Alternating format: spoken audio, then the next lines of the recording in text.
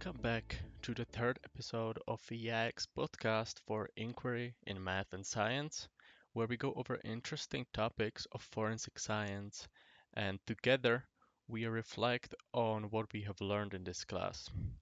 Specifically, in this episode, we'll focus on reflection of the gap between real life forensics and the difference of the way how they are displayed in media and TV shows we watch on everyday basis. For the first part of this episode, we'll look at some recent studies and some activities that we've done or we can do to explore the forensic techniques in real life and compare them with the way they're showed in media. Because, as I've said, these two are really different, and if we explore them more deeply, we can see that the elements of real life techniques are way more challenging than the way we get to see them in media, which brings up a debate that relates to the media and forensic science and if this is really the way it should be displayed. With this said, we can jump straight into today's reflection on this topic. While I studied this topic of forensic science in our recent modules, I was really struck by how different the processes actually are from what we see in TV and in movies. These shows make it seem like you can just find the suspect fingerprints on crime scene and run it through database really quick and get the match in seconds.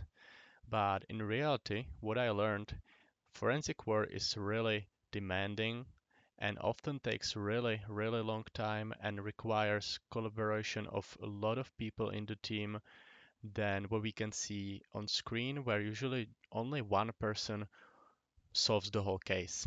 The part that we explored that really got my attention was the process of the DNA analysis and the way it's really done in real life. Because in media, we can see the DNA results to pop up almost instantly, and there's just a short dramatic pause where they're waiting in the lab and then they get the result and they go explore more.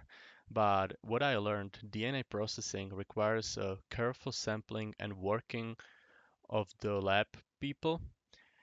They do extensive lab work on the samples, and there's a several stages of analysis to ensure the accuracy of this result and not just act on preliminary quick results that are not really possible in real life. So sometimes to get the real analysis can take several days or sometimes even weeks. And this got me thinking how it actually can work in real life where there's a suspect on the go and they trying to catch him and then they would have to be waiting for those days or weeks to get these results for the DNA, which for me it was hard to understand. But later I learned that this is not really about finding the suspect at the moment. That is more of the police work, and of course, it can help if they didn't catch the suspect yet and they're still looking for him. But mostly, it is about finding the real evidence that is precise and can hold up in court. For this, I would like to give you a small comparison. So let's say we have a classic CSI episode and the team recovers a trace of evidence from the crime scene that is a small piece of hair, and within moments as they come back into lab and they put it into machine, they're able to determine who the hair belongs to. They have the photo pulled up on a screen and they're about to go catch the suspect. So easy, right? Well, not really. In reality, finding the DNA evidence from the hair is much more difficult. Only a small piece of the hair, which is the root, actually contains the DNA. So first, we would have to make sure that the root is actually present on the piece of the hair we found.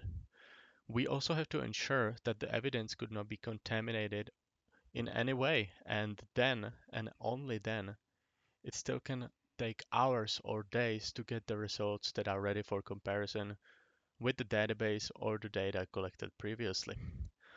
Also, the picture that pops up on the screen, no, that's not real. Usually what happens is we get the result more as a sequence rather than a picture, the DNA sequence, and the analysts then have to compare these results manually. After all this is done, they can finally give their report to detectives. That will be the ones that will proceed with the in-field investigation, and those people who did the analysis are not the ones that will be closing in on the suspect or being at the court providing this evidence. They are the ones working in the background, making sure that the correct person is caught and the true evidence is present. With looking at this, I can understand why we don't see this in the movies. It's not really exciting, is it? Watching this machine work for hours and hours just waiting for the results. And also the evidence that we find in real life is rarely this clean as we see in the movies. All the evidence is smudged or incomplete, and there's a lot, not only DNA, but forensic prints, blood, different types of materials around the place that needs to be explored and analyzed. And with working with all this evidence together and all the people working together, we can eventually catch the suspect or we can prove that he is actually the one who did it in the court. And this really brought a reality check back on me that not everything we see in the movies is really the way it actually is. And that there is way more work in the background that needs to be done. So I think by saying this and giving this example, that wraps up today's episode. What we learned is real life forensics is far cry from the drama-filled, speedy science portrayed on screen of our TV shows, and that the reality is way slower and often way more complex. And while media can bring the attention to forensic science and show us the results of several cases that happened around the world, and it's important to remember that behind every case like this, there's a team of professional team working hard to ensure the accuracy and that the justice was done, and that there is not only one Sherlock Holmes that magically solves the whole issue and brings suspects to justice. With this, I want to thank you for tuning in into today's episode. I hope you found today's topic interesting, and don't forget to tune in for the next one where we will continue to unravel fascinating topics from critical perspective of forensic science. Until then, stay curious and have a good day.